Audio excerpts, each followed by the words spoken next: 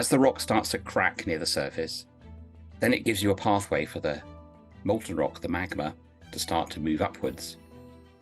And in some situations, and this is probably what's happening in Iceland, eventually the magma can start to make its way quite easily into the crust as the fractures open, and then they help to start push those fractures open.